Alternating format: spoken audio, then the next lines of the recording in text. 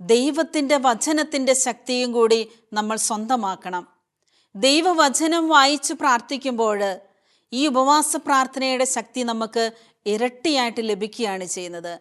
ഹെബ്രായർക്കാർക്ക് എഴുതിയ ലേഖനത്തിൽ ദൈവവചനത്തിൻ്റെ ശക്തി എത്രമാത്രം വലുതാണെന്ന് തിരുവചനത്തിൽ കൂടി നമുക്ക് കാണാൻ സാധിക്കും.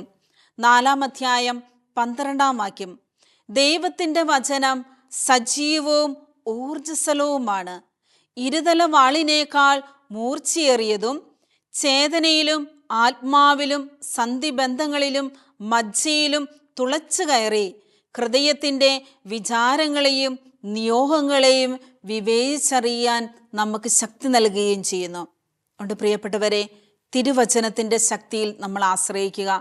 ഉപവസിച്ച് പ്രാർത്ഥിക്കുന്നതോടൊപ്പം ദൈവത്തിൻ്റെ വചനം വായിച്ച് നമ്മൾ ശക്തി നേടുക.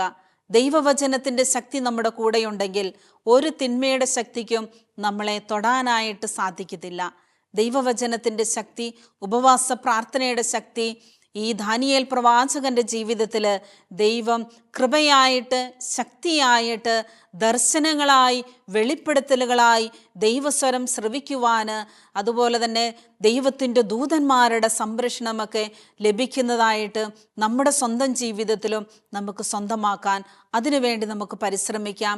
നമ്മുടെ പ്രാർത്ഥനകളും നമ്മുടെ തടസ്സങ്ങളും നമ്മുടെ കുറവുകളും തഴക്കദോഷങ്ങളും ദുശീലങ്ങളും ഇതിൽ നിന്നൊക്കെ വിടുതൽ കിട്ടുവാനായിട്ട് നമ്മുടെ കുടുംബത്തിന് വേണ്ടി, കുടുംബാംഗങ്ങൾക്ക് വേണ്ടി, ഏതെങ്കിലും ഒരു വ്യക്തി പാപാവസ്ഥയിൽ മാനസാന്തരമില്ലാതെ ജീവിക്കുന്നവരുണ്ടെങ്കിൽ അവരുടെ മാനസാന്തരത്തിന് വേണ്ടി, അവരുടെ തിരിച്ചുവരവിന് വേണ്ടി കുടുംബത്തിലുള്ള നമുക്കെല്ലാവർക്കും ഒന്നുചേർന്ന് ഉപവസിച്ച് പ്രാർത്ഥിച്ച് ശക്തി നേടി ആ ഒരു തിന്മയുടെ ശക്തിയിൽ നിന്ന്, ബലഹീനതയിൽ നിന്ന് അവർക്ക് വിടുതൽ ലഭിക്കുവാൻ വേണ്ടി നമുക്ക് പ്രാർത്ഥിക്കാം.